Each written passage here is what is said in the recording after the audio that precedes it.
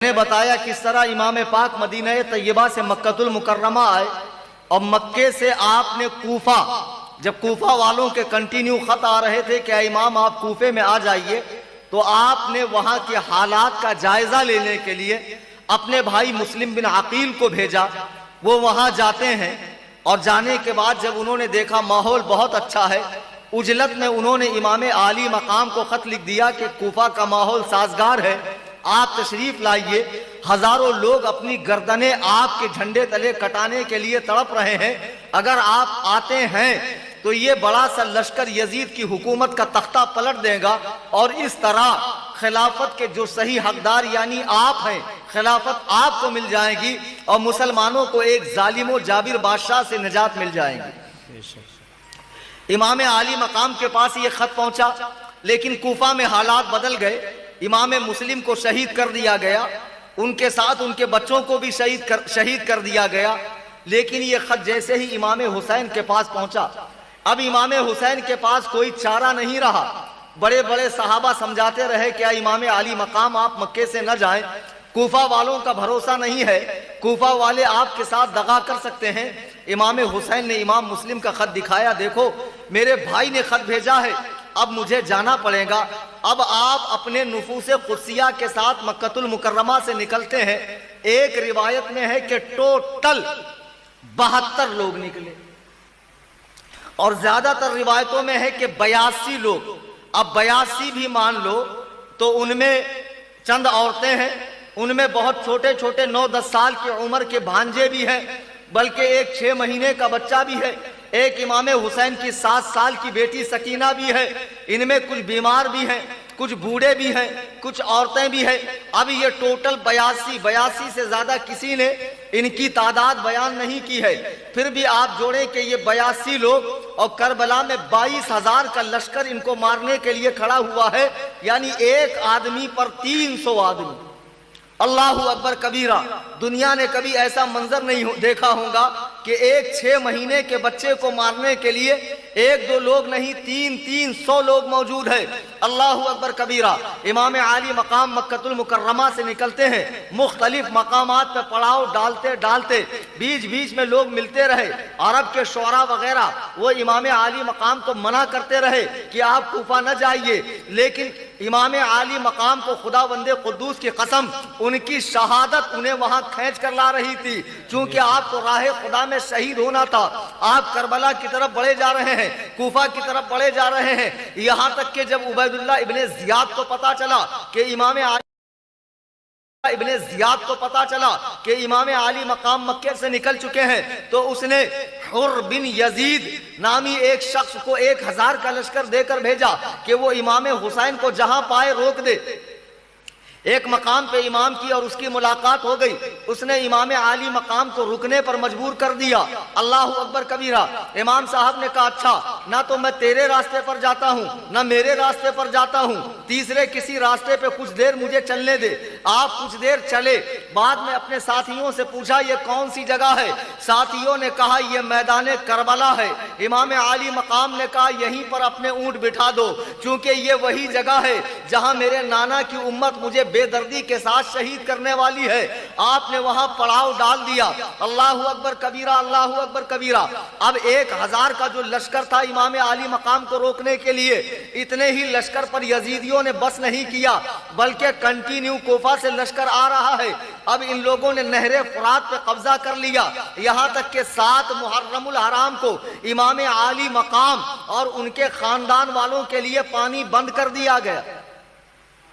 یہ پورا کربلا کا میدان ہے، جہاں نہر کا حصہ ہے وہاں 22,000 کا لشکر ہے، اور جو جنگلاتی حصہ ہے چٹیل میدان ہے، یہاں امام پاک اپنے خیمے لگا کر اپنے اہل بیت پاک کے ساتھ رکے ہوئے ہیں۔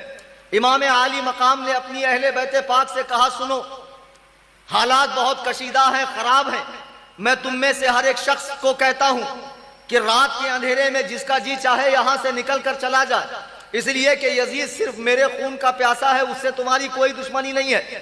تمام فرزندان عقیل نے، عباس نے، تمام شہزادگان نے کھڑے ہو کر کہا خدا کی قسم اللہ وہ دن ہمیں کبھی نہ دکھائے کہ جب دنیا میں آپ نہ ہو اور ہم ہو۔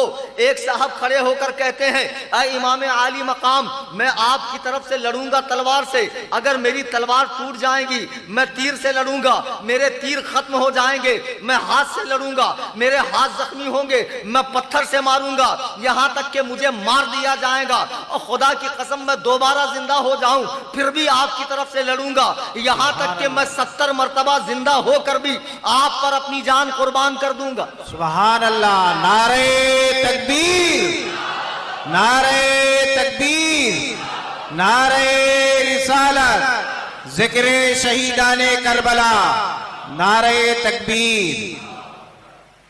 اب یہاں تک یہ ہوا کہ جو کوفہ میں عبید اللہ ابن زیاد تھا، یزید شام میں تھا، کوفہ میں عبید اللہ ابن زیاد تھا، اس کو یزید نے کہا حسین آئے ہوئے جلدی یا تو بیعت لے لو یا تو امام حسین کو قتل کر دو۔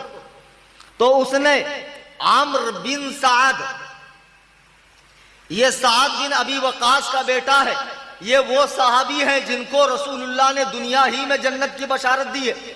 سبحان اللہ۔ وہ 10 صحابہ جن کو دنیا میں جنت کی بشارت ملی ان میں سے یہ بھی ایک ہے، ان کا بیٹا عمرو بن سعد، اس کو کہیں کا حاکم بنایا جانا تھا۔ عبید اللہ ابن زیاد نے کہا سنو، اگر تمہیں وہاں کی حکومت چاہیے تو جاؤ حسین کے مقابلے میں۔ اب یہ سارا لشکر لے کر آ گیا، تمام لشکر کربلا میں 22,000 کا جمع ہو گیا۔ امام عالی مقام نے عمرو ابن سعد کو بلوایا، بلوانے کے بعد کہا سنو، میں 3 باتیں پیش کرتا ہوں، ایک یہ کہ میں جہاں جانا چاہتا ہوں مجھے جانے دو، دوسرے یہ کہ مجھے ڈائریکٹ یزید کے پاس لے کر چلو، تیسرے یہ کہ جہاں تک تمہاری سلطنت ہے میں اس سے نکل کسی اور ملک میں جاؤں گا۔ تو عمرو ابن سعد کو یہ بات اچھی لگی، اس نے سوچا اس طرح یہ جھگڑا ختم ہو جائے گا اور میرے ہاتھ بھی آل رسول کے خون سے رنگیں گے نہیں۔ اس نے یہ خط لکھ کر عبید اللہ ابن زیاد کو بھیجا کہ اللہ نے نفرتوں کی آگ کو ٹھنڈا کر دیا اور صلح کی صورت نکل گئی ہے، کیا تم ان تمام باتوں پر راضی ہو؟ جب عبید اللہ ابن زیاد نے یہ خط پڑھا تو وہ خوش ہو گیا کہ چلو اچھا ہے، کسی طرح لڑائی جھگڑے سے بات نہیں آ رہی ہے لڑائی جھگڑے کی۔ لیکن وہاں پر ایک خبیث بیٹھا ہوا تھا، وہ خبیث کھڑا ہوا اور اس نے کہا کہ اے امیر، آج یہ لوگ تمہاری سرزمین پر ہے تو ڈر کے مارے صلح کی بات کر رہے ہیں، اگر حسین تمہارے قبضے سے باہر نکلیں گے تو پھر بڑا لشکر تیار کر کر آئیں گے اور تم پر حملہ کریں گے۔ میں کہتا ہوں ابھی تھوڑی تعداد میں ہے تو کچل دو، ختم کر دو، انہیں کسی طرح کا کوئی چانس نہ دو۔ عبید اللہ ابن زیاد نے اس کی اس بات کو سنا اور اسے صحیح سمجھا، اسے کہا سنو ایک کام کرو، تھوڑا سا لشکر تم لے کر جاؤ، اگر عمرو ابن سعد یہ حسین کے ساتھ لڑائی کرتا ہے تو ٹھیک ہے، ورنہ سارا لشکر اس سے چھین کر تم سپہ سالار ہو جانا اور حسین سے لڑائی کرنا۔ یہ خبیث کربلا میں آتا ہے اور عمرو سے کہتا ہے سنو، مجھے امیر نے حکم دیا ہے یا تو تم حسین سے لڑائی کرو یا تو لشکر کی سپہ سالاری چھوڑ دو۔ عمرو ابن سعد وہ دنیا کا لالچی کتا تھا، اس نے کہا نہیں، میں لشکر کی سپہ سالاری نہیں چھوڑوں گا۔ یہ کہتے ہوئے کمان میں تیر ڈالا اور 9 محرم کو خیمہ امام حسین کی طرف چلا دیا۔ امام حسین کے خیمے میں ہڑنگم مچ گیا کہ یہ کیا بات ہو گئی۔ امام عالی مقام باہر آئے، لوگوں نے بتایا کہ یزیدی حملہ کر رہے ہیں، یزیدی تیر پھینک رہے ہیں۔ امام عالی مقام گھوڑے پر بیٹھتے ہیں، قریب آتے ہیں اور لشکر اشقیاء کے سامنے کھڑے ہو کر کہتے ہیں لوگوں سنو، تم جانتے ہو میں تمہارے نبی کا نواسا ہوں اور مجھے عبادت اور ریاضت بہت پسند ہے، تم جنگ کرنا چاہتے ہو بے شک کرو، لیکن ایک رات کی مجھے مہلت دے دو کہ میں پوری رات خداوند قدوس کی بارگاہ میں توبہ و استغفار کروں، نمازیں پڑھوں، نوافل پڑھوں، ذکر و اذکار کروں۔ امام حسین کس بات کے لیے مہلت مانگ رہے ہیں؟ نمازیں پڑھنے کے لیے، توبہ و استغفار کے لیے۔ آج جو لوگ امام حسین کے نام پر دنیا بھر کی خرافات کرتے ہیں، ذرا ایک لمحے کے لیے تنہائی میں بیٹھ کر سوچیں، کیا ان کا کردار امام حسین کے کردار کے مطابق ہے؟ صرف دعویٰ زبانی کام نہیں چلے گا، زبانی جمع خرچ کی ویلیو دنیا کے کسی کورٹ میں نہیں ہوتی ہے، عمل دکھانا پڑتا ہے۔ عمل کیا ہے؟ پریکٹیکلی آپ کیا کر رہے ہیں؟ امام عالی مقام نے 1 رات کی مہلت مانگی، یزیدیوں نے کہا ٹھیک ہے ہم نے آپ کو 1 رات کی مہلت دے دی۔ امام عالی مقام رضی اللہ تعالیٰ اپنے خیمے میں آتے ہیں، تمام لوگوں کو جمع کیا اور کہا سنو میں ایک بار پھر کہتا ہوں، رات کا اندھیرا ہے، تم میں سے جو چاہے نکل جائے، مجھے میرے حال پر چھوڑ دو۔ تمہاری جنگ یزید سے نہیں ہے، یزید سے میری جنگ ہے۔ تمام ساتھی رونے بلکنے لگے کہ اے امام عالی مقام آپ یہ کیسی بات کر رہے ہیں؟ امام حسن کے شہزادوں نے کہا ہم آپ کو چھوڑ کر آج چلے جائیں تو کل قیامت میں ہم اپنے بابا جان کو کیا منہ دکھائیں گے کہ میرا بھائی حسین کرب و بلا میں اکیلا تھا اور تم اسے چھوڑ کر چلے آئے۔ تمام ساتھیوں نے بڑھ چڑھ کر امام عالی مقام کی ہمت افزائی کی، حوصلہ افزائی کی۔ امام عالی مقام نے دیکھا کہ ان میں سے کوئی واپس جانے والا نہیں ہے۔ آپ رات بھر نمازیں پڑھتے رہے، توبہ استغفار کرتے رہے، کثرت سے نوافل پڑھتے رہے، خداوند قدوس کی بارگاہ میں سجود نیاز لٹاتے رہے۔ اب جب سورج نکلا، 10ویں تاریخ کا سورج ہجری 61 ہے، ہجری 61 ہے، محرم کی 10 تاریخ ہے، جمعہ کا دن ہے، سورج طلوع ہوا، سورج دھیرے دھیرے بلند ہونے لگا اور کربلا کے ذرے آگ کی تپش کی طرح گرم ہونے لگے۔ اللہ اکبر کبیرہ۔ اب یزیدیوں نے اپنے لشکر کی صف بندی کر دی اور باقاعدہ جنگ کا اعلان ہو گیا۔ وہ حر جس نے امام حسین کو رکنے کے لیے مجبور کیا تھا، اس نے عمرو ابن سعد سے کہا کیا واقعی میں تم امام حسین سے جنگ کرو گے؟ اس نے کہا ہاں، میں ایسی جنگ کروں گا جس میں سروں کی بارش ہوگی، جس میں ہاتھ پیر کٹ کٹ کے گریں گے۔ حر نے کہا تیری ماں تجھ پر روئے، کیا تجھے نہیں پتا کہ یہ رسول اللہ کے نواسے ہیں؟ عمرو ابن سعد کہتا ہاں مجھے پتا ہے یہ رسول اللہ کے نواسے ہیں، اس کے باوجود بھی میں یزید کو خوش کرنے کے لیے ان سے جنگ کروں گا۔ حر نے کہا ہائے افسوس، میں نے کیا مصیبت مول لی، میں نے امام کو یہاں رکنے پر کیوں مجبور کیا؟ یہ کہتے ہوئے یزیدیوں کا خیمہ چھوڑا، امام عالی مقام کے قدموں میں آ کر گرے، معافی چاہی، بخشش طلب کی۔ امام بڑے دل کے آدمی تھے، معاف کر دیا۔ اب امام کی طرف سے جا کر لڑنے لگے۔ اب یہاں سے ایک آدمی نکلتا، وہاں سے کئی لوگوں کو واصل جہنم کرتا۔ یہ لوگ 3 دن کے بھوکے پیاسے بھی ہیں، وطن سے دور بھی ہیں، ان کے پاس اسلحے نہیں ہے، ان کے پاس بارود نہیں ہے، ان کے پاس سامان لشکر نہیں ہے، ان کے پاس سامان جنگ نہیں ہے۔ یہ نہتے ہیں، یہ لوگ معذور ہیں، بیمار ہیں، بوڑھے ہیں، بچے ہیں، ان میں چند ہی لوگ جوان ہیں۔ لیکن اللہ اکبر کبیرہ، ایمان کی طاقت دیکھیے، ایمان کی قوت دیکھیے۔ جب بھی ایک شیر امام حسین کی بارگاہ سے نکل کر یزیدی فوج کی طرف آتا، کئی یزیدیوں کو واصل جہنم کرتا۔ اس طرح امام پاک کے نام پر کئی لوگ قربان ہوتے گئے، کئی لوگ قربان ہوتے گئے۔ اب بچے امام پاک کے خانوادے کے چند لوگ، تو اس میں سے حضرت قاسم جو امام پاک کے سگے بھتیجے ہیں اور امام حسن کی اولاد ہیں۔ ایک سوال کل میرے پاس ناروے سے آیا تھا، امریکہ سے، بڑا اچھا سوال تھا کہ جب کربلا سے امام زین العابدین ہی واپس گئے تو حسنی سید کہاں سے آ گئے؟ کیونکہ وہ تو حسینی ہے، تو آج جو حسنی سید ہے وہ کہاں سے آ گئے؟ سنیے، کربلا میں سے چند بچے بھی واپس گئے تھے میدان کربلا سے، تو ان میں امام حسن کے ایک بیٹے حسن مثنیٰ بھی تھے۔ انہی سے دنیا میں امام حسن کی اولاد چلی، جو آج زیادہ لبنان اور یمن کے اندر جو حسنی سید ہیں وہ انہی کی اولاد میں سے۔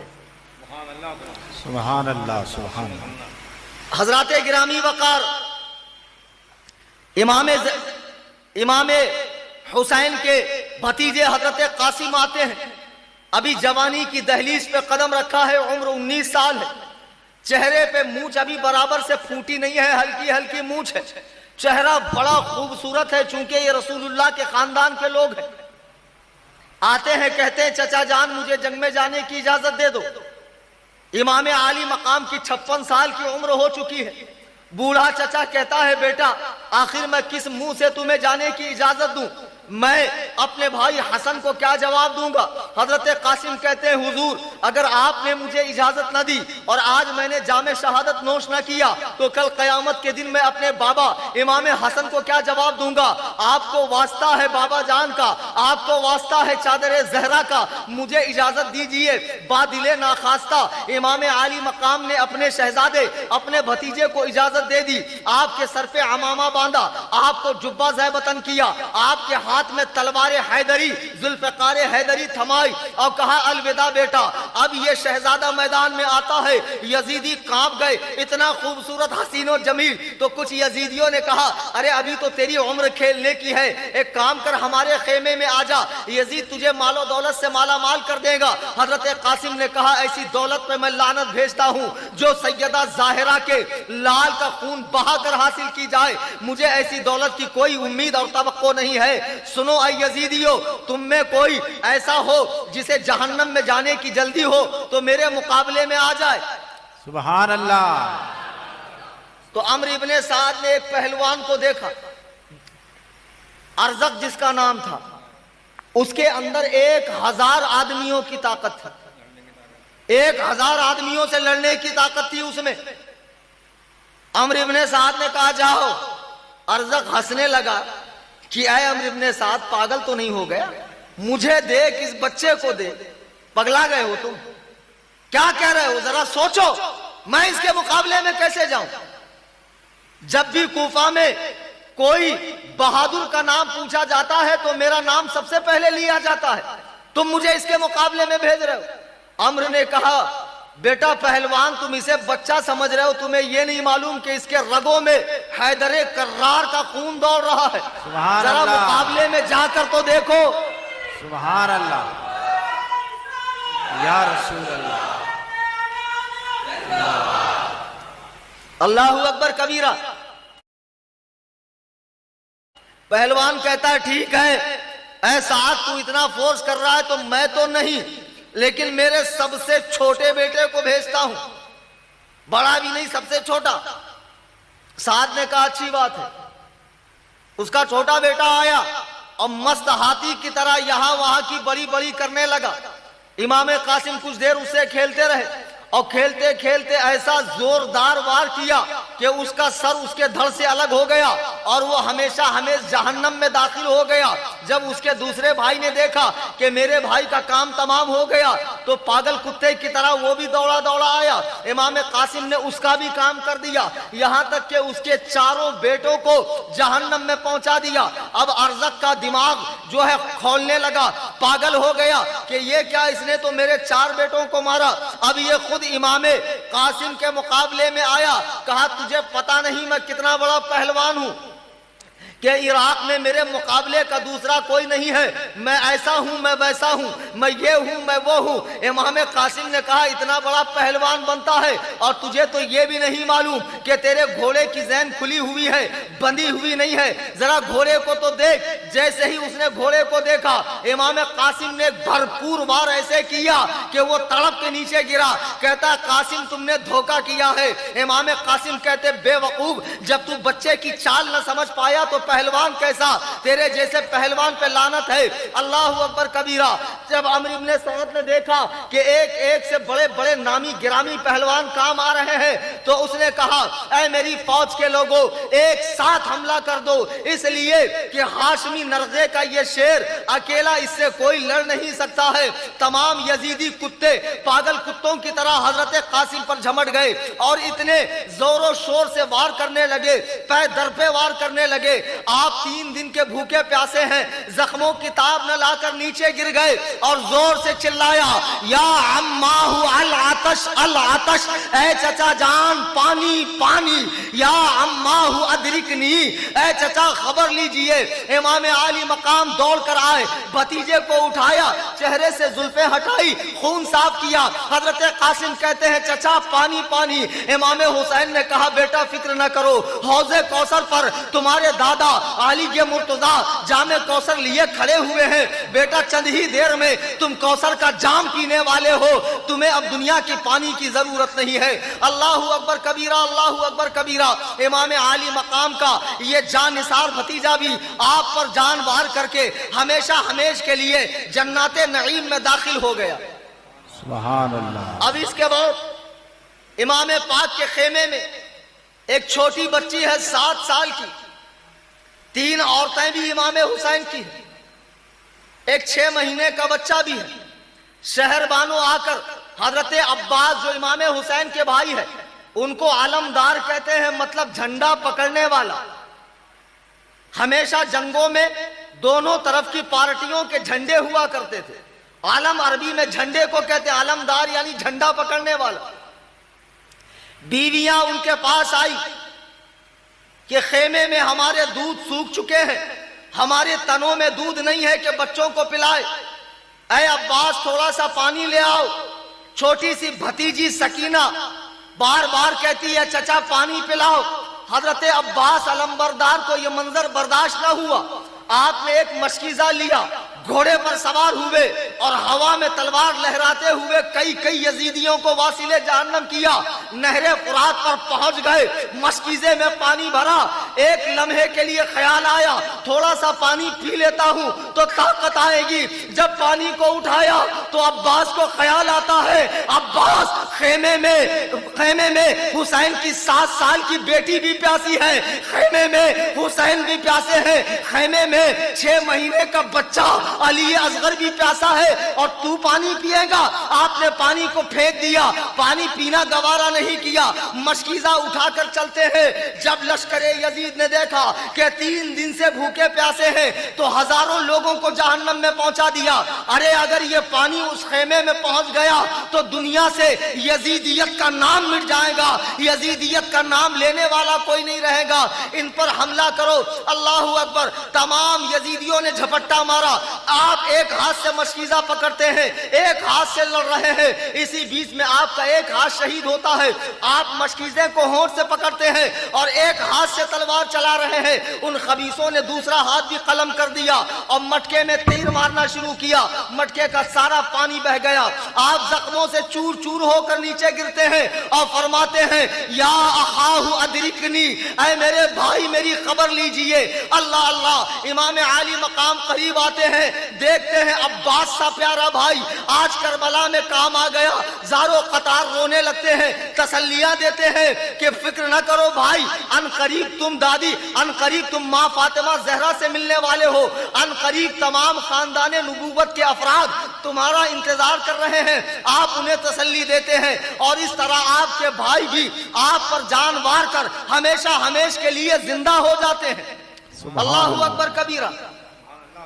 اب باری ہے امام عالی مقام کے صاحبزادے حضرت علی اکبر کی. یہ 18 سال کے نوجوان ہیں اور ان کے بارے میں بیان ہوتا ہے کتابوں میں کہ ان کی شکل ہو بہو سرکار دو عالم جیسی تھی. یہ امام حسین کے بیٹے ہیں. یہ آتے ہیں, کہا ابا جان مجھے جنگ میں جانے کی اجازت دیجیے. امام عالی مقام نے کہا بیٹا تم کیا کہہ رہے ہو, آخر میں اپنے بیٹے کو کیسے جنگ میں جانے کی اجازت دے سکتا ہوں. بیٹا زارو قطار رونے لگا. امام نے اجازت نہیں دی. بیٹا پھوپھی زینب کے پاس جاتا ہے, پھوپھی آپ کے بھی تو 2 بچے شہید ہوئے ہیں, پھوپھی آپ کا بھتیجا قاسم بھی تو شہید ہوا ہے, بھائی عباس بھی تو شہید ہوا ہے, میں اپنے باپ کے بعد دنیا میں جی کر کروں گا کیا. پھوپھی جان آپ کو چادر زہرا کا واسطہ ہے, حیدر کرار کا واسطہ ہے, مصطفیٰ جان رحمت کا واسطہ ہے, مجھے جنگ میں جانے کی اجازت دیجیے. دنیا میں کون سی پھوپھی ہوگی جو اپنے بھتیجے کو اپنے سامنے مرتا ہوا دیکھیں گی. اللہ اکبر کبیرہ. لیکن زینب نے جب دیکھا کہ بھتیجا ماننے کو تیار نہیں ہے, آپ نے بادل ناخواستہ اجازت دے دی. چہرے کو چوما, پیشانی کو چوما, ہونٹوں کو چوما, کہا جاؤ بیٹا میں تمہیں اجازت دیتی ہوں. امام عالی مقام کے پاس آئے, ابا جان پھوپھی نے اجازت دے دی ہے. امام عالی مقام نے اپنے ہاتھوں سے شہادت کے اس دلہا کو تیار کیا, سبحان اللہ. جبہ پہنایا, سر پر عمامہ شریف پہنایا، حمائل شریف دے دی، ذوالفقار حیدری تھما دی اور کہا جاؤ بیٹا اب تم دکھاؤ حیدر کرار کے خون کے جوہر۔ آپ نے اجازت دے دی۔ 18 سال کا یہ نوجوان جب گھوڑے پر بیٹھ کر لشکر اعداء کے سامنے آتا ہے، تمام لشکر تھرا گیا۔ ایک لمحے کے لیے انہیں یہ لگا کہ مدینے سے خود رسول اللہ تشریف لائے ہیں۔ نعرہ تکبیر، نعرہ رسالہ، علماء اہل سنت، ذکر شہیدان کربلا، نعرہ تکبیر۔ میرے بزرگوں اور دوستوں، حضرت علی اکبر رضی اللہ تعالیٰ لشکر اعداء کے سامنے آ کر ایک فصیح و بلیغ تقریر کرتے ہیں۔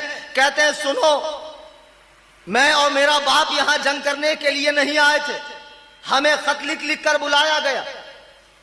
ہمیں یزید سے کوئی سروکار نہیں ہے، ہمیں اس کی حکومت سے کوئی لینا دینا نہیں ہے۔ تم نے ہماری اہل بیت پر 3 دن سے پانی بند کیا ہے۔ مجھے بتاؤ تم میں سے کون ہے جس کو رسول اللہ نے چوما ہو، جس کے لیے رسول اللہ نے اپنا سجدہ لمبا کیا ہو، جس کو رسول اللہ نے کہا ہو کہ وہ مجھ سے ہے اور میں اس سے ہوں؟ وہ صرف اور صرف میرا باپ حسین ہے جو نبی کا نواسا ہے، اور پوری دنیا میں میرے باپ کے علاوہ اس وقت نبی کا نواسا کوئی نہیں ہے۔ ارے کیوں میرے باپ کے خون کے پیاسے ہو؟ کیا تم نماز کے اندر درود نہیں پڑھتے ہو؟ اللہم صلی علی محمد وعلی آل محمد، کہ محمد پہ بھی درود بھیجتے ہو، ان کی آل پر بھی درود بھیجتے ہو۔ ارے جن پر تم درود بھیجتے ہو نماز میں وہ میرا باپ حسین ہے۔ تم کیسے نمازی ہو؟ کیسے قرآن پڑھنے والے ہو؟ کیسے حج و زکوٰۃ کرنے والے ہو؟ ارے تم کیسے مسلمان ہو جو میرے بابا کے خون کے پیاسے ہیں؟ تو بہت سارے یزیدیوں کی آنکھوں سے آنسو نکلنے لگے۔ عمرو بن سعد نے دیکھا کہ اس بچے کی تقریر اثر کر رہی ہے تو شور و غل ہوا کہ نہیں یہ ساری باتیں کرنا بیکار ہے، یہ حسین کو پہلے سمجھنا چاہیے۔ 2-4 نامی گرامی پہلوانوں کو آپ کے مقابلے میں بھیجا، لیکن علی کے اس شیر نے چند منٹوں میں ہی ان کا کام تمام کر دیا۔ پھر 2-2 4-4 آتے رہے۔ علی کا یہ شیر ان کو گاجر مولی کی طرح کاٹتا رہا، جیسے جیسے آتے رہے ویسے ویسے جہنم میں بھیجتا رہا۔ اللہ اکبر کبیرہ۔ اب لشکر یزید نے سمجھ لیا کہ اتنی آسانی کے ساتھ اس بچے سے جنگ نہیں کی جا سکتی ہے۔ ان خبیثوں نے کیا کیا؟ تمام کے تمام نے ایک ساتھ مل کر حملہ کر دیا۔ آپ بھی تلوار چلائے جا رہے ہیں، آپ کے جسم پہ زخم ہوتے جا رہے ہیں، تلواریں چلتی جا رہی ہے، تیر کے نشان پڑتے جا رہے ہیں۔ آپ زخموں سے نڈھال ہو گئے، نیچے آ گئے۔ یزیدیوں نے آپ کی لاش پر، آپ کی نعش پر گھوڑے دوڑانے شروع کر دیے۔ آپ نے آواز ماری، یا ابتاہ ادرکنی، یا ابتاہ العطش العطش، اے میرے باپ میری خبر لیجئے، اے میرے باپ میری خبر لیجئے۔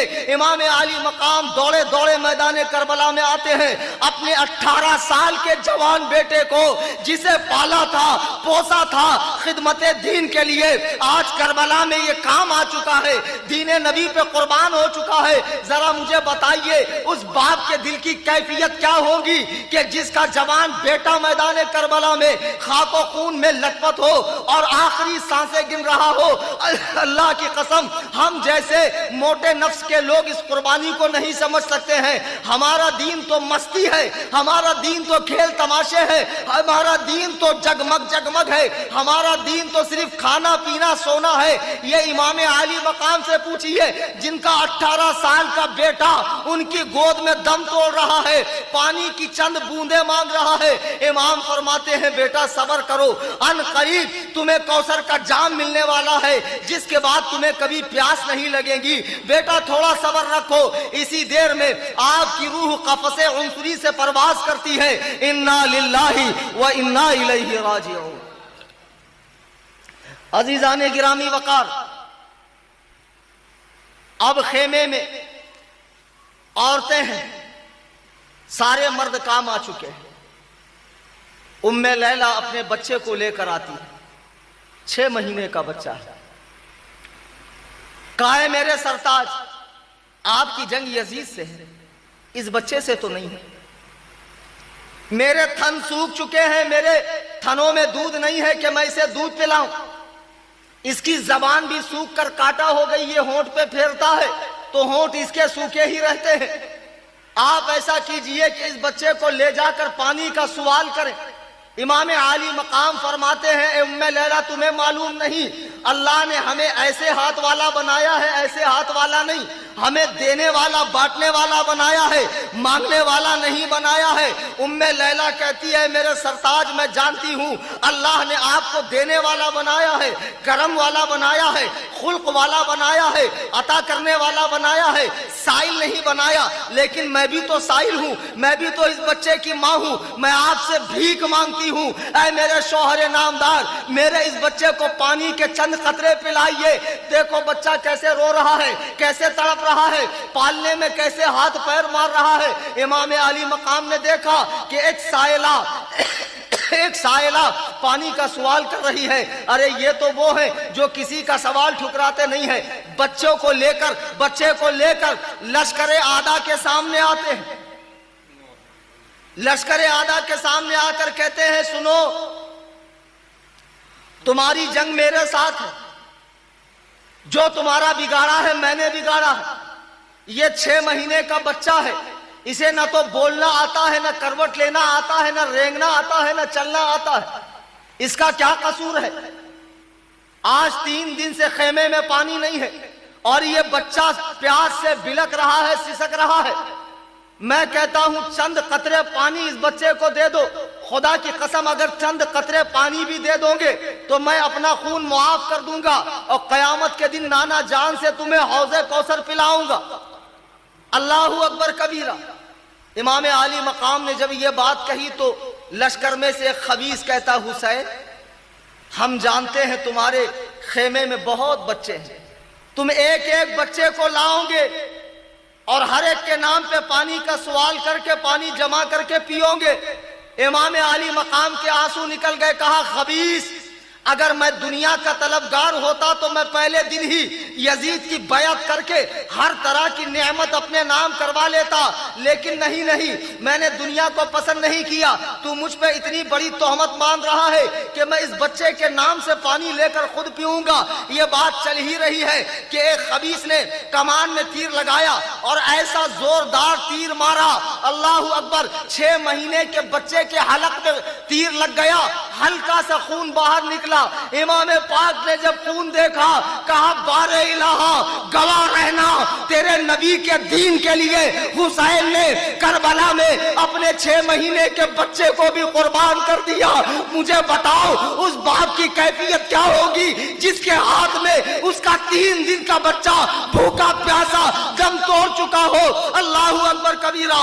صبر و رضا کے اس پہاڑ نے بچے کو لیا اور لے کر خیمے میں واپس آتے ہیں۔ ام لیلہ دیکھتی ہے بچہ جب جا رہا تھا تڑپ رہا تھا، ہاتھ پیر مار رہا تھا، جب آ رہا ہے تو بچہ ہاتھ پیر نہیں مار رہا ہے، خوش ہو گئی، بچے کو پانی مل گیا۔ ام لیلہ کہتی ہے، میرے سرتاج کیا میرے بچے کو پانی مل گیا؟ حسین کہتے، ام لیلہ اصغر کبھی پانی نہیں مانگے گا، اصغر کبھی تجھ سے دودھ نہیں مانگے گا، اصغر اب بلکیں گا نہیں، اصغر اب سسکیں گا نہیں، لے جا، اصغر ہمیشہ کے لیے سو چکا ہے۔ یہ خاندان نبوت پہ ظلم ہو رہا ہے، یہ ان پہ ظلم ہو رہا ہے جن کے بارے میں قرآن کہتا ہے، انما یرید اللہ لیذھب عنکم الرجس اہل البیت۔ اے نبی کے گھر والوں، ہم نے تم سے ہر طرح کی ناپاکی دور کر دی ہے۔ یہ وہ لوگ ہیں قرآن جن کے گھر میں نازل ہو رہا ہے، یہ وہ لوگ ہیں اسلام کی ہدایت جن کے گھر سے چلی ہے،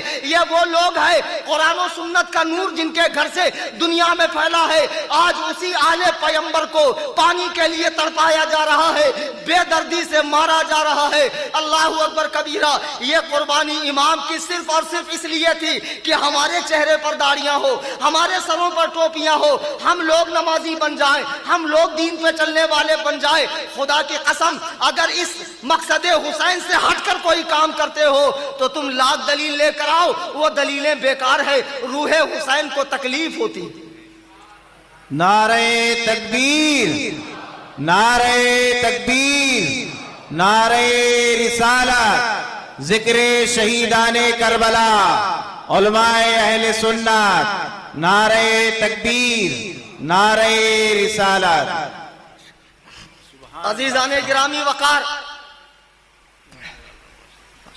سبحان اللہ، عزیزان گرامی وقار، اب تمام لوگ ختم ہو چکے ہیں، جام شہادت نوش کر چکے ہیں، گھر میں 3-4 عورتیں ہیں، 2-4 چھوٹے چھوٹے بچے ہیں، اور ایک بیٹا امام پاک کا بیمار، اتنا بیمار ہے کہ بستر سے اٹھ بھی نہیں سکتا ہے۔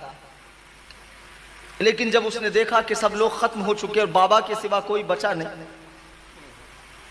وہ نحیف و لاغر بیٹا کھڑا ہو جاتا ہے، بخار اتنی شدت کا ہے کہ پیر کانپ رہے ہیں۔ امام علی مقام کے پاس آ کر کہتا، ابا جان، کیا میں آپ کا سگا بیٹا نہیں ہوں؟ امام نے فرمایا، بیٹا کیوں نہیں، تم میرے سگے بیٹے ہو۔ پھر اس نے کہا، بابا جان، کیا ہم لوگ حق پر نہیں ہیں؟ امام نے کہا، بے شک ہم ہی لوگ حق پر ہیں، ہم حق پر نہ ہوں گے تو دنیا میں کون حق پر ہوں گا؟ اگر ہم حق پر نہ ہوتے تو اللہ ہمیں خاندان نبوت میں پیدا نہ کرتا۔ تو پھر بیٹے نے کہا، بابا جان، آپ نے قاسم کو اجازت دی، عباس کو اجازت دی، اونو محمد کو اجازت دی، علی اکبر کو اجازت دی، علی اصغر بھی شہید ہو چکے ہیں، بابا میں بچا ہوں، کیا آپ نہیں چاہتے کہ میں میدان کربلا میں جاؤں اور جام شہادت نوش کروں؟ امام علی مقام کے آنسو نکل پڑے، زارو قطار رونے لگے۔ کہا، بیٹا، تم نے دیکھا نہیں کہ مدینے کا یہ لٹا ہوا قافلہ کربلا میں پوری طرح برباد ہو چکا ہے؟ آج اگر تم یہاں کام آ گئے تو خدا کی قسم میری نسل دنیا سے ہمیشہ کے لیے ختم ہو جائیں گے۔ تمہیں پتہ نہیں، رسول اللہ نے مدینے میں فرمایا تھا، ایکم الثقلین، میں تم میں 2 چیزیں چھوڑ رہا ہوں۔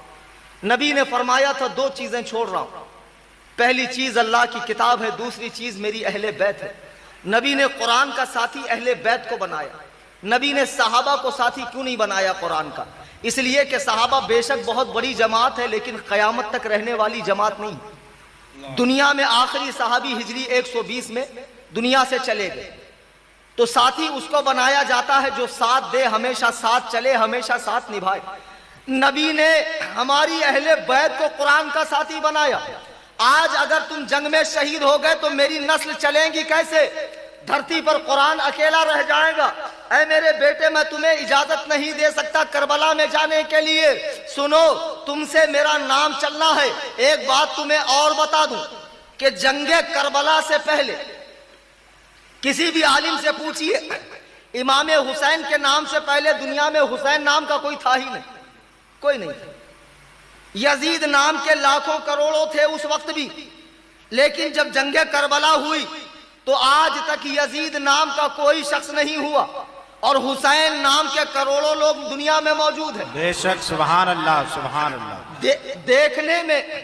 دیکھنے میں یہ لگتا ہے کہ یہ 82 لوگ جنگ ہار گئے، یہ لٹا پٹا قافلہ کربلا میں برباد ہو گیا، لیکن خدا کی قسم یہ ایسے آباد ہو گیا کہ آج کروڑوں لوگوں کے دلوں میں حسین بسے ہوئے ہیں، اور ہر محفل سے صدا آتی ہے، یا حسین، یا حسین، یا حسین، اور قیامت تک انشاءاللہ یا حسین کی صدایں آتی رہے گی۔ بے شک، بے شک، سبحان اللہ، سبحان اللہ۔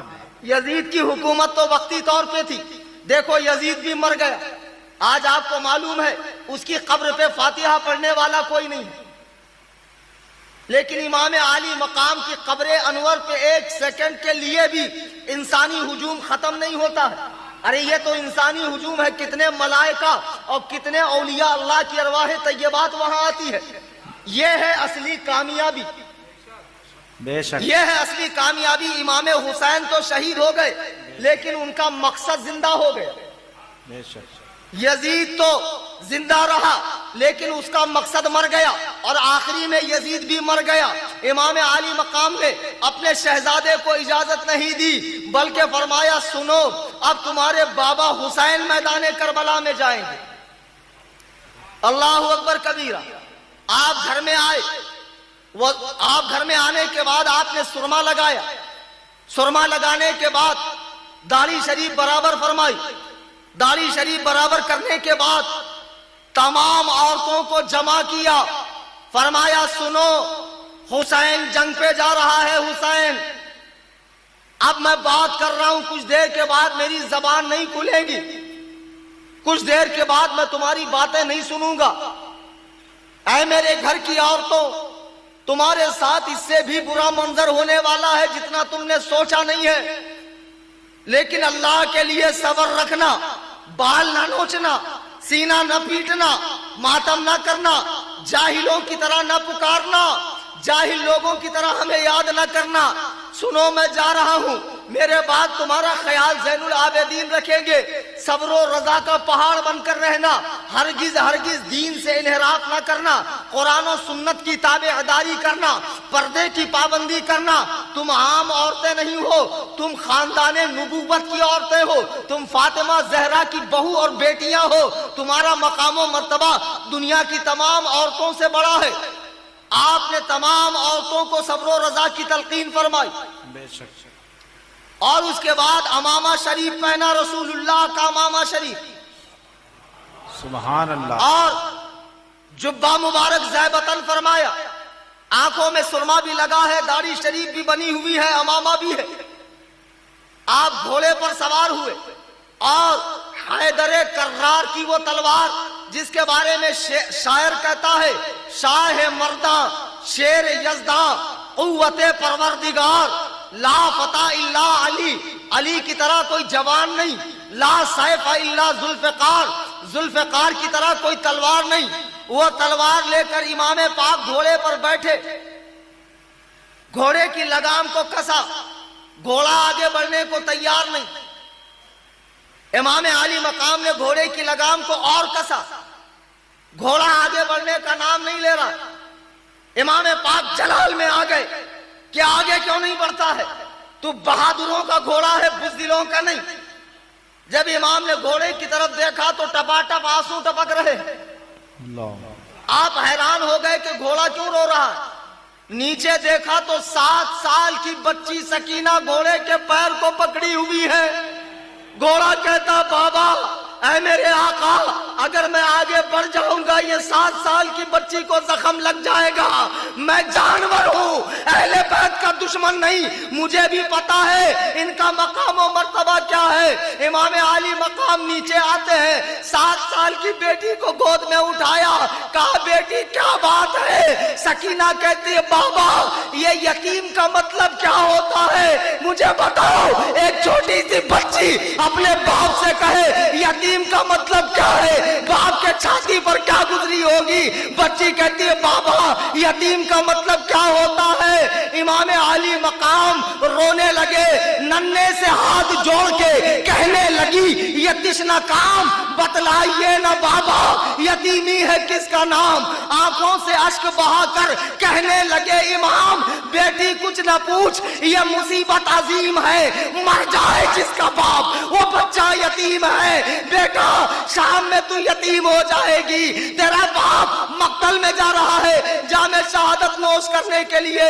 اللہ اللہ، اے یزیدیوں دیکھو، اے یزید کی حمایت کرنے والے وہابی خارجی کتوں دیکھو کہ ایک چھوٹی سی بچی اپنے باپ سے داغے یتیمی کا مطلب پوچھتی ہے۔ اللہ اللہ کہتی ہے، بابا لوگ صبح سے کہتے ہیں شام میں سکینہ یتیم ہو جائے گی، شام میں سکینہ کے سر سے باپ کا سایہ اڑ جائے گا، بابا اس یتیمی کا مطلب کیا ہے؟ اللہ اللہ، امام عالی مقام نے بچی کو سمجھایا، خیمے میں لا کر چھوڑا، اب خود گھوڑے پر بیٹھ گئے اور لشکر اشقیاء کے سامنے آ گئے۔ سبحان اللہ، اللہ اکبر کبیرہ۔ جب علی کا لال، فاطمہ کا نور عین، مصطفیٰ کا چین، فاطمہ کے لاڈلے کا آخری دیدار ہے، حشر کا ہنگامہ بپا ہے درمیان اہل بیت، کربلا میں آ گئے، تمام یزیدیوں کو مخاطب کر کے فرمایا، یہ بتاؤ تم سے میرا جھگڑا کیا ہے؟ کسی نے کوئی جواب نہیں دیا۔ آپ نے کہا لشکر میں فلاں شخص بھی ہے، اس نے مجھے اس وقت خط لکھا جب میں مکے میں تھا، تو بول تو نے خط لکھا تھا یا نہیں؟ آپ نے کئی لوگوں کے نام لیے، فرمایا ارے بے وقوفوں، میں نے دنیا میں تم سے گھٹیا قوم نہیں دیکھی، جس نبی کا کلمہ پڑھتے ہو اسی کے نواسے کو بھوکا پیاسا رکھ کر شہید کرنا چاہتے ہو، آخر مجھے شہید کر کے تمہیں ملے گا کیا؟ تو یزیدیوں نے کہا اچھا، شہادت کے ڈر سے اب آپ کے بول بدل گئے، موت کے ڈر سے آپ کے بول بدل گئے۔ امام عالی مقام نے کہا بے وقوفو، موت سے ڈرتا کون ہے؟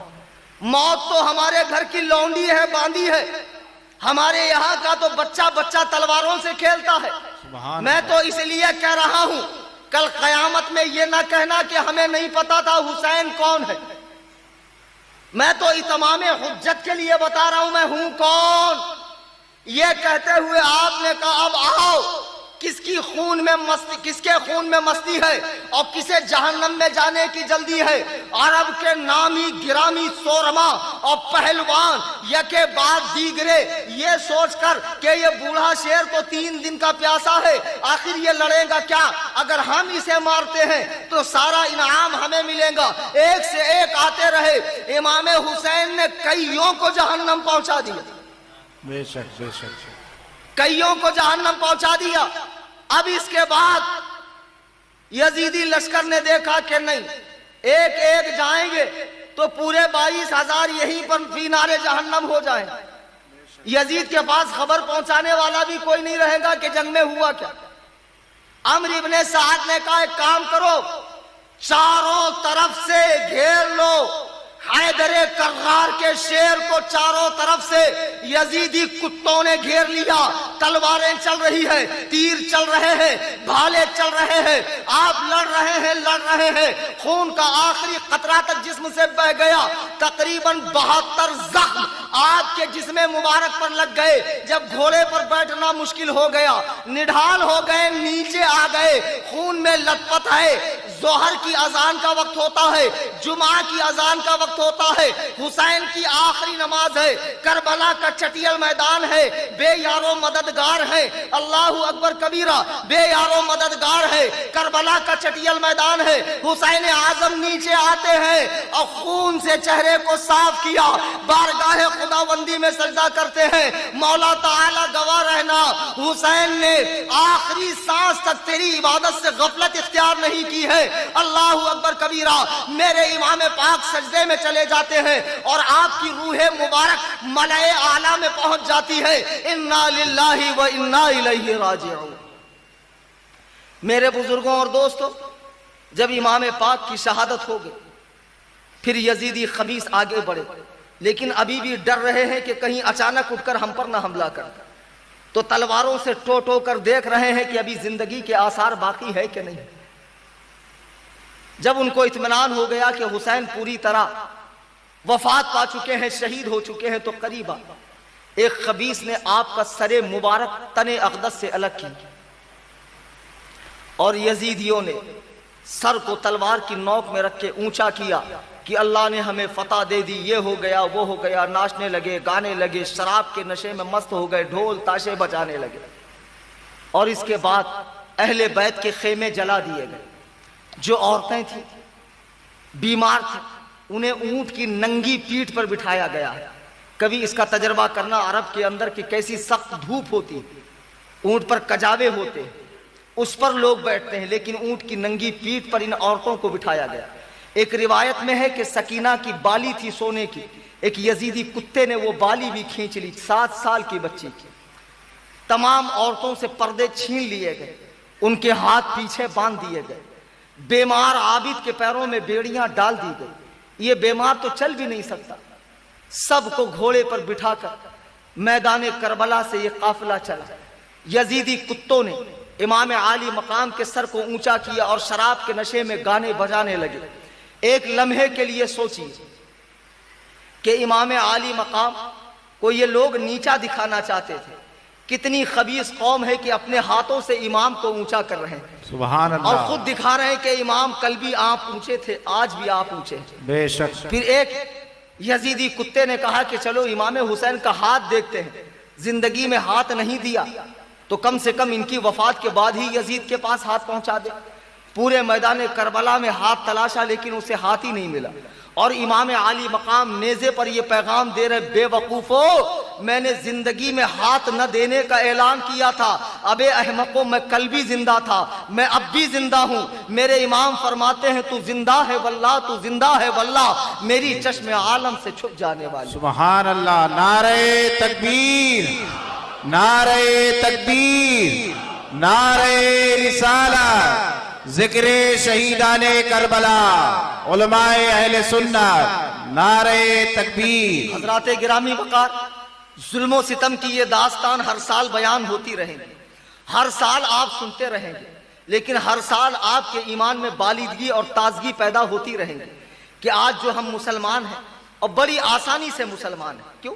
مسلمان کے گھر میں پیدا ہوا، ہم نے مسلمان بننے کے لیے کوئی باقاعدہ فارمیلٹی پوری نہیں کی ہے، کوئی فارم نہیں بھرا، کوئی فیس نہیں دی، بڑی آسانی کے ساتھ مسلمان گھر میں پیدا ہو گئے، مسلمان ہو گئے۔ لیکن یہ اسلام کرب و بلا کے صحرا سے نکل کر دنیا کے کونے کونے میں، افریقہ کے جنگلات میں، بر اعظم ایشیا میں، ایسے ملک میں جہاں ہمارے باپ دادا کبھی مندروں میں گھنٹا بجاتے تھے، آج ہماری زبان کلمہ توحید کے مٹھاس سے آشنا ہے۔ تو یہ حسین اعظم کا صدقہ ہے۔ بے شک۔ حسین کی یاد مناؤ، حسین زندہ ہیں، اپنے دلوں میں زندہ رکھو، لیکن حسین کے طریقے پر یہ ڈھول، یہ تاشے، یہ بازے، یہ تازیے اور فلاں فلاں بزرگ کی طرف نسبت دے کے انہیں بدنام نہ کرو۔ اللہ کی قسم کسی بھی کوئی بزرگ نے اس قسم کے تماشے نہیں کیے ہیں۔ میرے بزرگوں اور دوستوں، امام عالی مقام نے بہت بڑی قربانی اس دین کے لیے دی۔ بے شک۔ اتنی بڑی قربانی کا تو ہم آپ سوچ بھی نہیں سکتے۔ آج مسجدوں میں اعلان ہوتا چندے کے لیے، لوگوں کے جیبوں سے پیسہ نہیں نکلتا ہے۔ اعلان ہوتا ہے عالم کی مدد کرنے کے لیے، لوگ اپنے جیب سے پیسے نہیں نکالتے۔ امام عالی مقام نے اتنی بڑی قربانی دی کہ پورا کنبہ راہ خدا میں قربان کر دیا، بے شک۔ پورا کے پورا کنبہ۔ خدا کی قسم اتنا احسان امام عالی مقام کا اس دین پر ہے کہ ہم اور آپ سوچ بھی نہیں سکتے۔ اس احسان کو یاد کرو اور عہد کرو کہ میں اس جلسہ پاک میں آیا، 5 دن تک امام حسین کی میں نے باتیں سنی ہے، آج سے میرے زندگی کا لائف سٹائل چینج ہو جائے گا۔ آج سے میں کسی فلمی ایکٹر کو، کسی یورپین کلچر کے ماننے والوں کو فالو نہیں کروں گا، میں فالو کروں گا تو صرف اور صرف اہل بیت پاک اور صحابہ کرام کو۔ آج لوگ عجیب عجیب ہیئر سٹائل میں بال رکھتے ہیں، عجیب عجیب کپڑے پہنتے ہیں اور کہتے ہیں فلاں فلم میں فلاں اسٹار نے یہ کپڑے پہنے ہیں، فلاں اسٹار نے یہ کپڑے پہنے ہیں۔ یہ لوگ ہمارے اسٹار نہیں ہیں۔ نبی فرماتے ہیں اصحابی کالنجوم فبأیہم اقتدیتم واہتدیتم، میرے صحابہ ہدایت کے تارے ہیں، ان میں سے جس کو بھی فالو کرو گے نجات پا جاؤں گے۔ ہمارے لیے رول ماڈل، ہمارے لیے آئیڈیل صحابہ کرام ہے، یہ فلمی ایکٹر نہیں ہے۔ خدا کی قسم موت آنی ہے، یقینی ہے، طے ہے۔ آج عزم مصمم کر لو، میں اپنے چہرے پر داڑیاں سجاؤں گا، اپنے محلے کی مسجدوں کو آباد کروں گا، میں اپنے ماں باپ کے ساتھ حسن اخلاق سے پیش آؤں گا، میں کبھی سود خوری نہیں کروں گا، شراب کے قریب نہیں جاؤں گا، زنا کے قریب نہیں جاؤں گا، میں وہ سارے کام کروں گا جس سے حسین پاک خوش ہوتے ہیں۔ بے شک۔ سبحان اللہ، سبحان اللہ۔ آج کچھ لوگ اکڑتے ہیں پیروں پر، پیر صاحب تو بخشوانے کے لیے ہے، حضور تو ہیں بخشوانے کے لیے۔ بے شک۔ امام غزالی فرماتے ہیں جس محلے کا عالم صرف اور صرف اللہ کی رحمت اور حضور کے شفاعت کی بات کرے، وہاں شیطان کے جانے کا کام نہیں، چونکہ شیطان کا کام وہ خود کر رہا ہے۔ اللہ بے شک غفور الرحیم ہے، لیکن وہ قہار و جبار بھی ہے۔ بے شک۔ بے شک رسول پاک رحیم ہے، لیکن رسول پاک کا بھی جلال تمہیں معلوم نہیں۔ صرف حضور کی شفاعت پہ بھروسہ کر کے نمازیں چھوڑ دینا، چہرے سے سنت ہٹا لینا، سنت لباس ہٹا دینا اور یہ سمجھنا کہ مرتے ہی بخشا جاؤں گا، یہ تمہاری بے وقوفی ہے۔ تم اچھے اعمال کرو، اگر کچھ کمی ہو گئی تو سنبھالنے والے حضور ہیں، سنبھالنے والے حسین ہیں، سنبھالنے والے غوث اعظم ہیں، سنبھالنے والے خواجہ اعظم ہیں، سنبھالنے والے وارث پاک ہیں، سنبھالنے والے اعلیٰ حضرت ہیں، سنبھالنے والے مفتی اعظم ہیں۔ اچھے اعمال کرتے رہو، کچھ کمی بیشی ہو گئی تو ان بزرگوں کا سہارا ہے، لیکن یہ نہیں ان کے سہارے پر بیٹھ کر سارے دین سے فارغ ہو جانا، بالکل نہیں، ایسا تو خود انہوں نے بھی نہیں فرمایا۔ بے شک، بے شک۔ میرے بزرگوں دوستو، امام حسین کی قربانی کا مقصد سمجھو۔ اب کل انشاءاللہ مختصر میں کہ کس طرح یہ لٹا پٹا قافلہ کوفہ پہنچا، کوفہ سے شام پہنچا، شام سے مدینہ آیا اور قاتلان حسین کا کیا بھیانک انجام ہوا، یہ کل سماعت کریں گے۔ اس کے علاوہ کل بہت ساری نئی چیزوں کو میں ایڈ کرنے والا ہوں، چونکہ کل آخری تقریر ہے اور پرسوں 12 کو پھر مجھے روانہ ہونا ہے، تو انشاءاللہ بہت ساری نئی چیزیں آپ کو سیکھنے ملیں گی۔ ماشاءاللہ جیسے ٹھانٹے مارتا ہوا مجمع آج ہے، امید کرتا ہوں کل بھی آپ تشریف لائیں گے۔ انشاءاللہ پیچھے والے بولو بھائی انشاءاللہ آؤ گے نا؟ انشاءاللہ آئیں۔ آپ نے، میں دل سے خوش ہوں کہ اس جماعت رضائے مصطفیٰ کی کوشش سے اتنا عظیم الشان اور کامیاب جلسہ بالا گھاٹ میں ہوا، بے شک بے شک، سبحان اللہ، اور سب سے بڑی بات کہ سننے والے بھی زیادہ تر بالا گھاٹ کے ہی لوگ ہیں، بے شک، ورنہ ایسا نہیں ہوتا، زیادہ تر باہر کے لوگ آتے ہیں۔ ماشاءاللہ کہ امام عالی مقام کے نام سے اتنی بڑی اور عظیم الشان محفل ان لوگوں نے قائم کی، اور الحمدللہ کثیر تعداد میں لوگ تشریف لائے، 5 دن ذکر حسین کو سماعت کیا۔ بے شک، اب کل جو ہے کچھ شیرنی وغیرہ کا بھی انتظام کیا جائے، اور کل انشاءاللہ تقریر کے بعد میں یہاں بیٹھ کر سب لوگوں سے مصافحہ کروں گا۔ آج ایک گزارش کرتا ہوں، برائے مہربانی مصافحے کی کوشش نہ کریں، تقریر کے بعد مجھے نکل جانے دیا کریں، چونکہ میں پورے طریقے سے پسینے میں بھیگ جاتا ہوں، مجھے لباس چینج کرنا ہوتا ہے، مطالعہ کرنا ہوتا ہے۔ اللہ تبارک و تعالی ہم سب کو دین حق پر استقامت نصیب فرمائے۔ دوران تقریر قرآن کریم پڑھنے میں، حدیث پاک کے الفاظ بولنے میں مجھ سے کوئی غلطی ہوئی ہو، اللہ تعالی معاف فرمائے۔ وما علینا الا البلاغ، صلاۃ و سلام پڑھیں۔